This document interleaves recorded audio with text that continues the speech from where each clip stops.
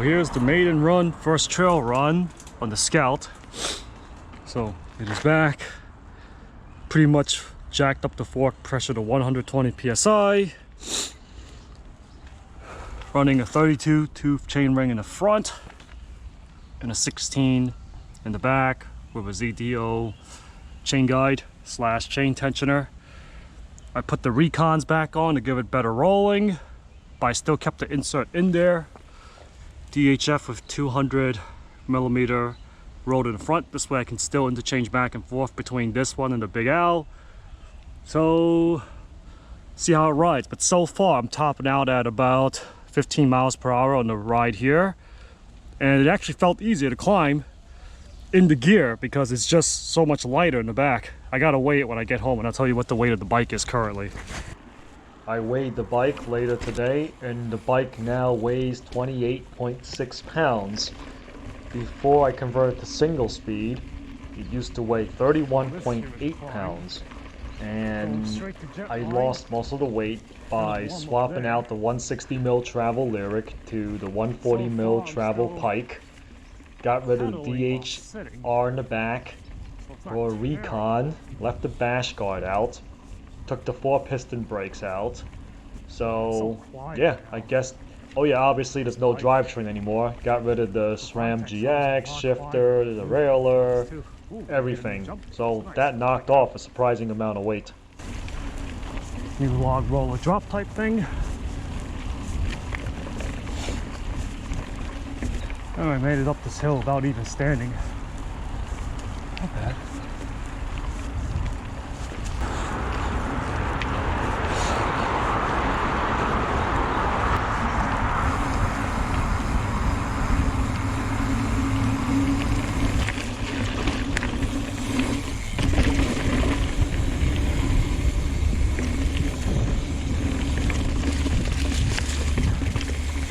Kind of overshot that jump over there. Don't trust the cornering at the rear tires.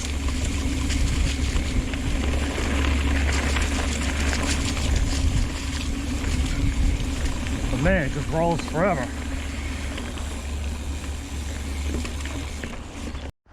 Here's what Jetline looks like from the bottom up when you loop around.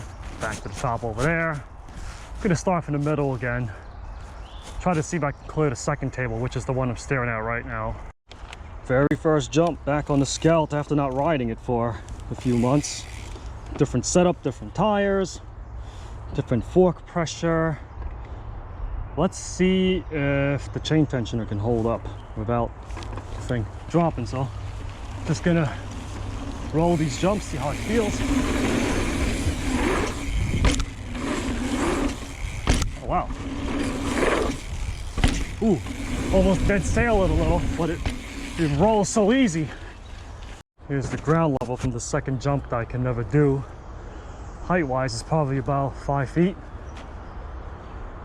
from the transition to the top of this. And then you land. For some reason, I'm closer to clearing this one than that one. But once again, from the bottom to the top of the lip, probably 5 feet also. So yeah, go a little faster this time.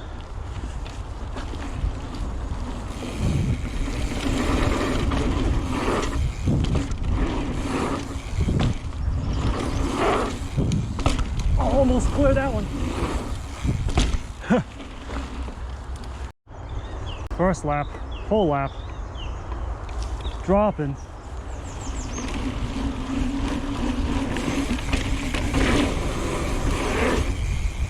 Oh, I overcleared a lot.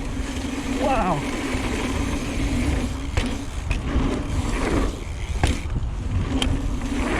Oh, I felt the tension and skip.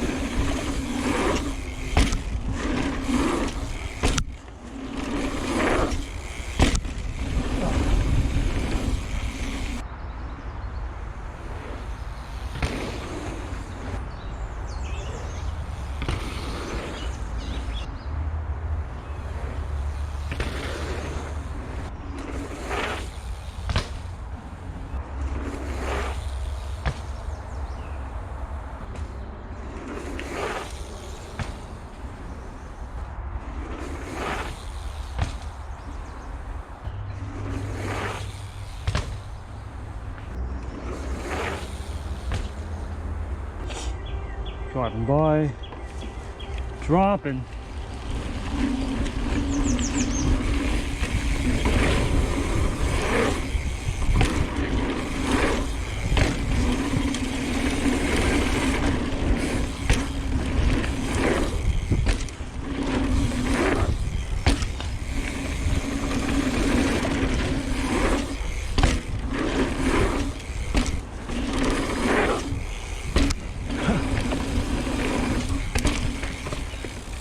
I think that's the best I've ever done it.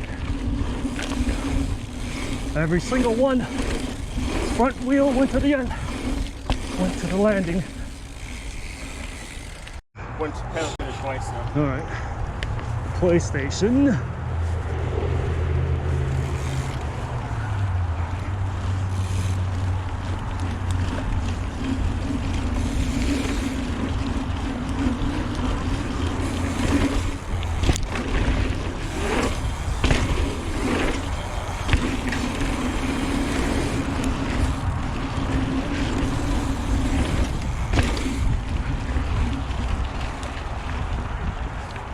So easy on this bike. That was my first try on this bike.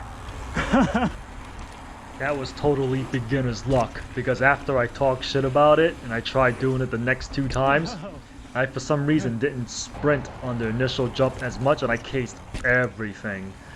But my excuse is I was riding jetline the whole morning for hours before that, so that's my excuse.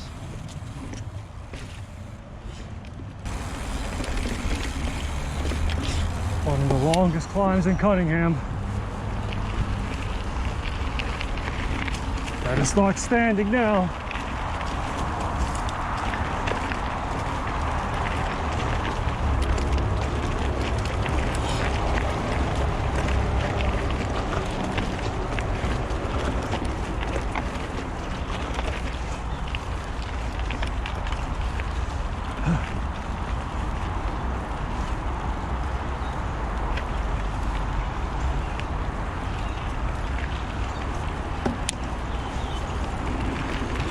That wasn't too bad. So what's my impression of having a single speed bike?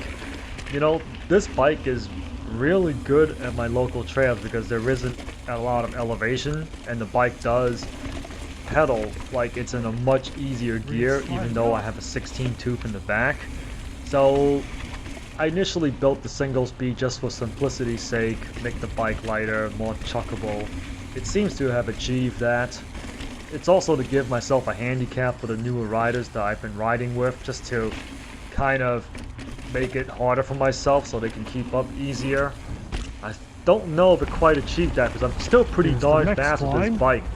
The bike just keeps wanting to roll with that Recon in the back. I'm just blown away by how much easier it was versus having like an enduro type tire in the back of the bike. Stand yet? I mean, will I keep this bike? I don't see why not. It's good to have a spare. If someone wants to get into mountain biking and they need a bike, I can always lend them my Ragley and I'll just ride the Scout as a single speed, on the handlebars, as a single leverage, speed and just ride together with it.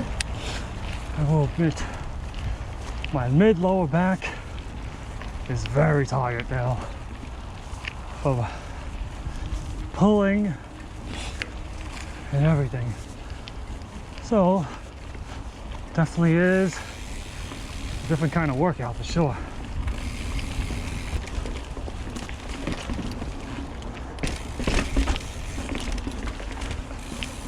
Drop.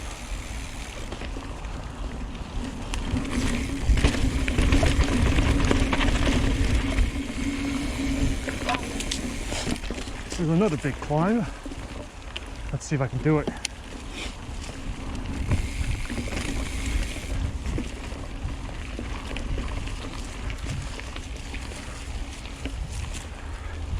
Not standing yet.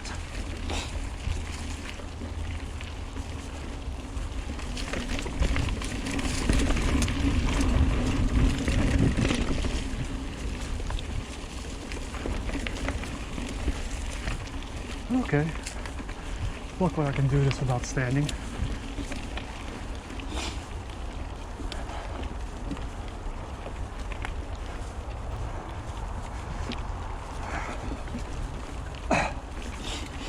Getting tired though.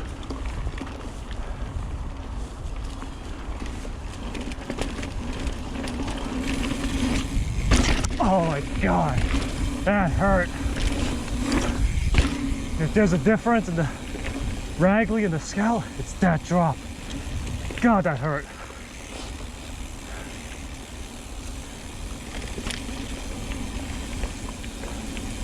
Everything else is quite similar, actually.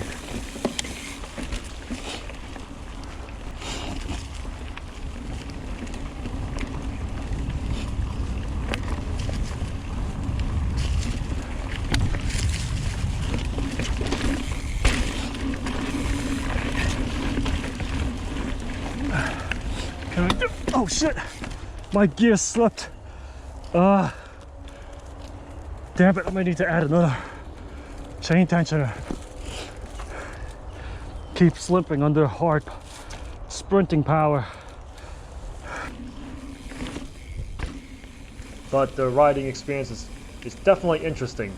In the beginning, I would say that it was it didn't feel as similar as I thought, but it only took a couple of jumps and everything for the bike to start feeling natural to me again.